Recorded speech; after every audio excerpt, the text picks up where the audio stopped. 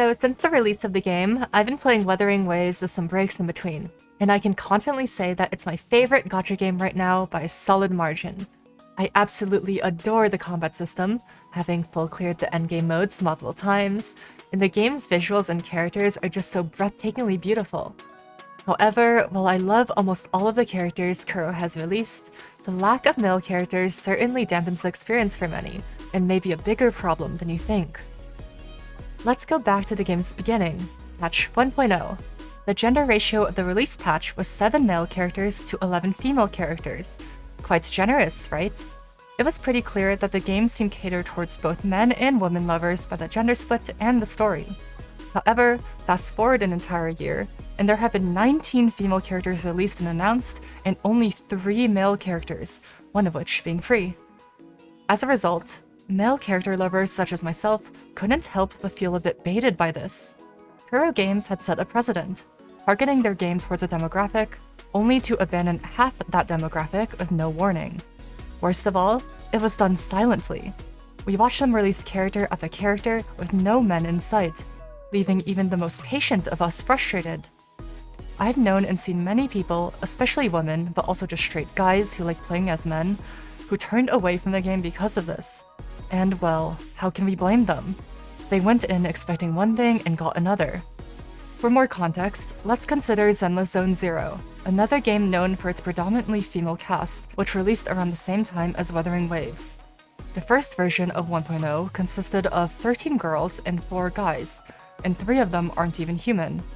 That, plus the game's initial gameplay presentation, I can't really complain about not having as many male characters because, well, that was the precedent they very clearly established.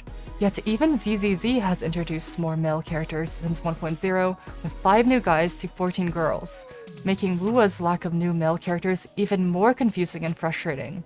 I really love Wuthering Waves, and every criticism I express towards it is with the intention of helping the game improve.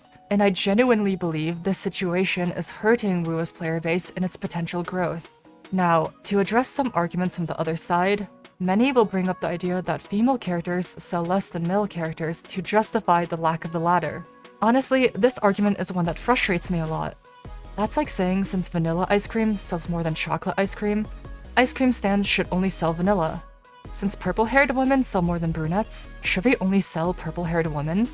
If anything, it's the diversity of these characters that drag in more players, more revenue, more potential audiences.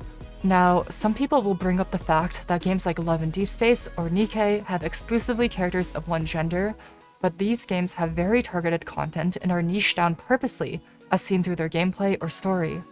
On the other hand, there is pretty much nothing in Wuthering Waves stopping them from diversifying their cast and appealing to those who want male characters, and Brand's recent banner sales have supported this. Some may point to the game's story having romantic elements with female characters, but Wuwa has released plenty of recent characters that the player doesn't have romantic interactions with. Brand, obviously, but also Phoebe and Roshia. A male character every now and then wouldn't interfere with the waifu-loving player base they've already established.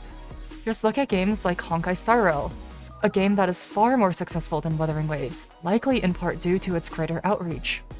Finally, I just want to clarify that I do not dislike female characters. In fact, quite the opposite.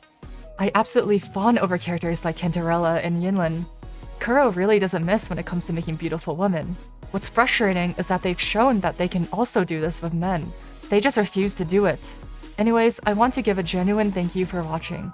I normally don't ask for likes or comments, but if you agree with me, I would appreciate one or the other to help spread this around. Thanks guys, peace.